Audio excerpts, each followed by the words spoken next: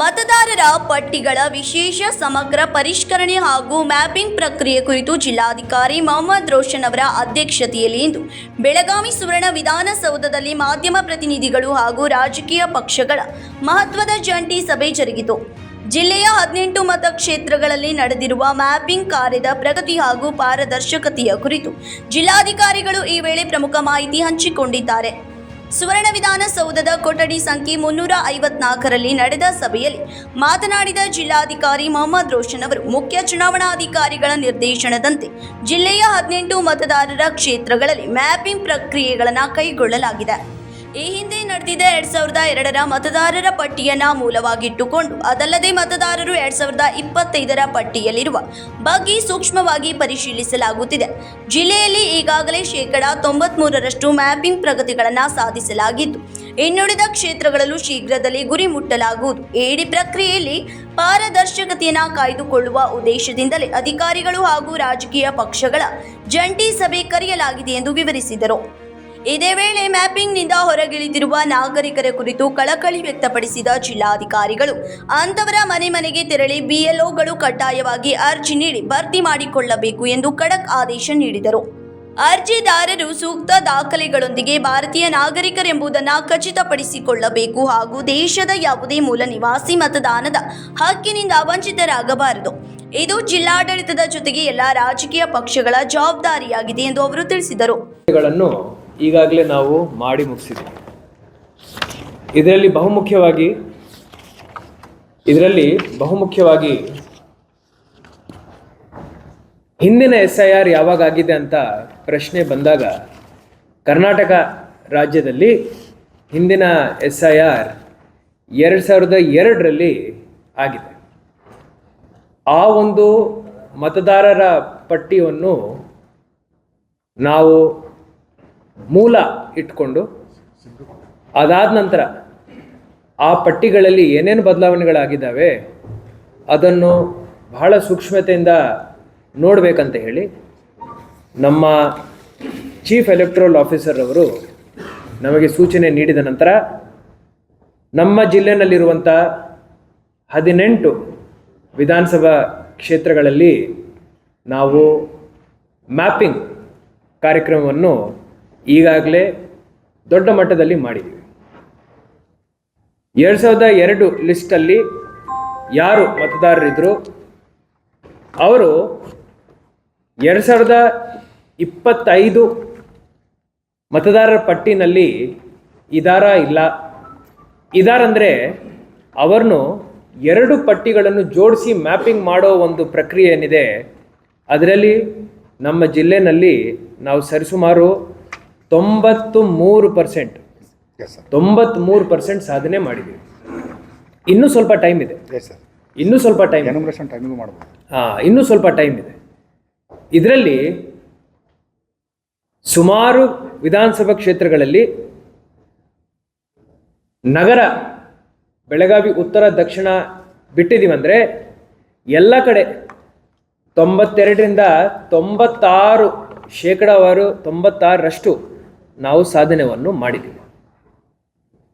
ಬೆಳಗಾವಿ ದಕ್ಷಿಣ ಕ್ಷೇತ್ರದಲ್ಲಿ ಸರಿಸುಮಾರು 84% ನಾವು ಸಾಧನೆ ಮಾಡಿದ್ದೀವಿ. ಬೆಳಗಾವಿ ಉತ್ತರ ಕ್ಷೇತ್ರದಲ್ಲಿ ಸರಿಸುಮಾರು 73% ನಾವು ಸಾಧನೆಯನ್ನು ಮಾಡಿದ್ದೀವಿ. ಸರಿ ಹೇಳಿದ್ದೀನಿ? ಸರಿ, 73% ಸಾಧನೆಯನ್ನು ಮಾಡಿದ್ದೀವಿ. ಇನ್ನೂ ಸಾಧನೆ ಹೆಚ್ಚಾಗಿದೆ ಅಂದರೆ ನಾವು ಇಡೀ ನಮ್ಮ ಜಿಲ್ಲೆಯ ಸಾಧನೆಯನ್ನು 97% ತನಕ ತಗೊಂಡು ಹೋಗಲಿಕ್ಕೆ ಆಗುತ್ತೆ. ಈ ಮ್ಯಾಪಿಂಗಲ್ಲಿನೂ ನನಗೆ ಎಲ್ಲ ನಮ್ಮ ಪೊಲಿಟಿಕಲ್ ಪಾರ್ಟೀಸ್ ಪದಾಧಿಕಾರಿಗಳ ಸಪೋರ್ಟ್ ಬೇಕಾಗುತ್ತದೆ.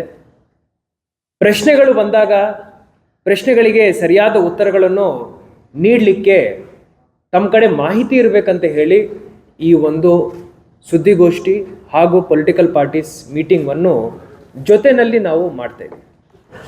ಬೇರೆ ಮಾಡ್ಬೋದಾಗಿತ್ತು, ಆದರೆ ಈ ಪ್ರಕ್ರಿಯೆಯಲ್ಲಿ ಪಾರದರ್ಶಕತೆ ಇರಬೇಕು, ಟ್ರಾನ್ಸ್ಪರೆನ್ಸಿ ಇರಬೇಕು. ನಾವು ಪೊಲಿಟಿಕಲ್ ಪಾರ್ಟೀಸ್ ಜೊತೆ ಏನು ಮಾತಾಡ್ತಾ ಇದ್ದೀವಿ ಅದು ಮಾಧ್ಯಮದವರಿಗೆ ಗೊತ್ತಾಗಬೇಕು. ಅವರಿಗೆ ನಾನು ಏನು ಇನ್ಫಾರ್ಮೇಷನ್ ಕೊಟ್ಟಿದ್ದೀನಿ ಅದು ನಮ್ಮ ಮಾಧ್ಯಮದ ಸಮಿತ್ರರಿಗೆ ಗೊತ್ತಾಗಬೇಕಂತ ಹೇಳಿ ನಾವು ಒಗ್ಗೂಡಿಸಿ ಈ ಒಂದು ಟ್ರೈನಿಂಗ್ ಸೆಷನ್ವನ್ನು ನಾವು ಆಯೋಜನೆ ಮಾಡಿಕೊಂಡಿದ್ದೀವಿ. ಸುಮಾರು ಪ್ರಶ್ನೆಗಳು ಬರ್ಬೋದು. ಇಲ್ಲಿ ಮಠ ನಾನು ಬರೀ ಮ್ಯಾಪಿಂಗ್ ಬಗ್ಗೆ ಮಾತಾಡಿದ್ದೆ. ಮ್ಯಾಪಿಂಗ್ ಹೊರತುಪಡಿಸಿ ಯಾರು ಅನ್ಮ್ಯಾಪ್ಡ್ ಇದ್ದಾರೆ ಅವ್ರದ್ದು ಏನೀಗ ಪ್ರಕ್ರಿಯೆ ಇದೆ ಅಂತ ಪ್ರಶ್ನೆ ಬರ್ಬೋದು. ಅದೇ SIR, ಸ್ಪೆಷಲ್ ಇಂಟೆನ್ಸಿವ್ ರಿವಿಷನ್. ಪ್ರತಿ BLO ಪ್ರತಿ ಅನ್ಮ್ಯಾಪ್ಡ್ ಮನೆಗೆ ಹೋಗಿ, ಪ್ರತಿ ಅನ್ಮ್ಯಾಪ್ಡ್ ಮತದಾರರ ಕಡೆ ಹೋಗಿ ಅವರಿಗೆ ಒಂದು ಪ್ರಿಂಟೆಡ್ ಎನ್ಯೂಮರೇಷನ್ ಫಾರ್ಮನ್ನು ಕೊಡ್ತಾರೆ. ಕೊಡಲೇಬೇಕು, ಅವ್ರದ್ದು ಜವಾಬ್ದಾರಿ, ಕಾನೂನಾತ್ಮಕ ಜವಾಬ್ದಾರಿ. ಆ ಫಾರ್ಮ್ ತಗೊಂಡಿದ ನಂತರ ಸ್ವಲ್ಪ ಟೈಮ್ ಸಿಗುತ್ತೆ. ನೀವು ಹುಟ್ಟಿರೋ ವರ್ಷ ಯಾವುದು, ನಿಮ್ಮ ಕಡೆ ಏನೇನು ದಾಖಲಾತಿಗಳಿದ್ದಾವೆ, ಟೋಟಲ್ ಒಂದು 12 ದಾಖಲೆಗಳನ್ನು ಎಲೆಕ್ಷನ್ ಕಮಿಷನ್ ಅವರು ಕೊಟ್ಟಿದ್ದಾರೆ. ಅದರಲ್ಲಿ ಆಧಾರ್ ಒಂದಿದೆ, ಬಟ್ ಆಧಾರ್ ಸಿಟಿಸನ್ಶಿಪ್ ಪ್ರೂವ್ ಮಾಡಲ್ಲ. ಅದೊಂದು ಹೊರತುಪಡಿಸಿ ಬೇರೆ ದಾಖಲೆಗಳು ನಾವು ಎಕ್ಸ್ಪ್ಲೇನ್ ಮಾಡ್ತೀವಿ ಡೀಟೇಲ್ ಆಗಿ. ಆ ದಾಖಲೆಗಳನ್ನು ಅವರು ಅದಕ್ಕೆ ಜಾಯಿನ್ ಮಾಡಿ ಮತ್ತೆ ಎನ್ಯೂಮರೇಷನ್ ಫಾರ್ಮ್ನು BLO ಅವರಿಗೆ ವಾಪಸ್ ಕೊಡಬೇಕಾಗುತ್ತೆ. BLO ಅವರು ಅದನ್ನು ವೆರಿಫೈ ಮಾಡಿ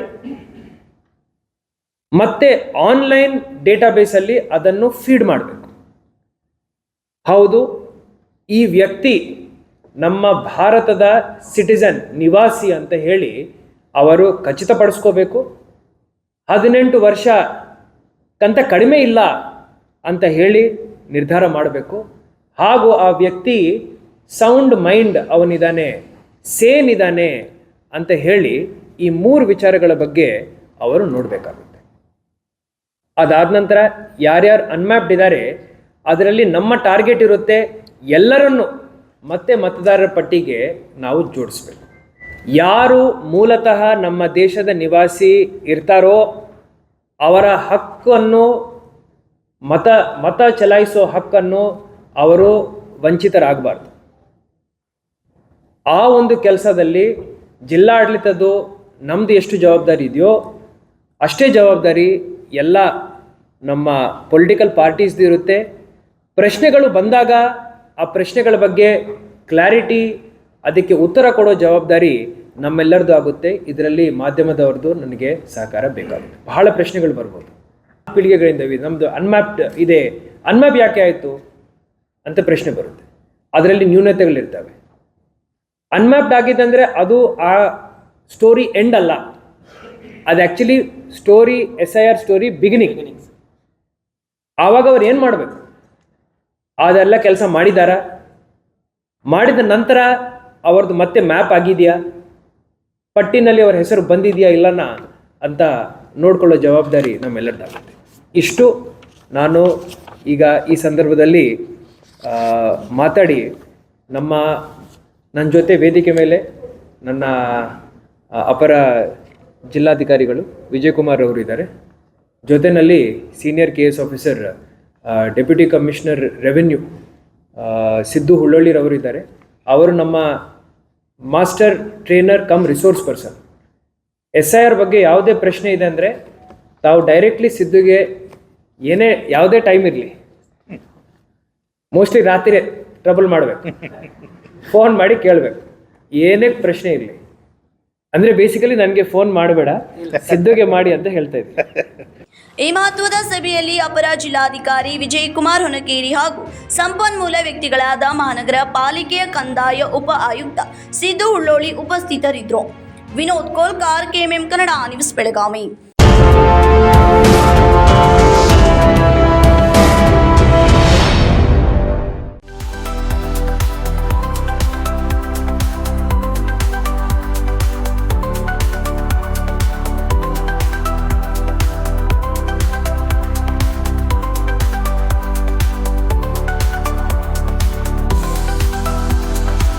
आदर्शा ड्रेस सर्कल केवल पुरुषों के लिए लाए हैं ब्रांडेड शर्ट्स, टी-शर्ट्स और जीन्स की नवीनतम रेंज। आदर्श ड्रेस सर्कल, खड़े बाजार, बेलगावी।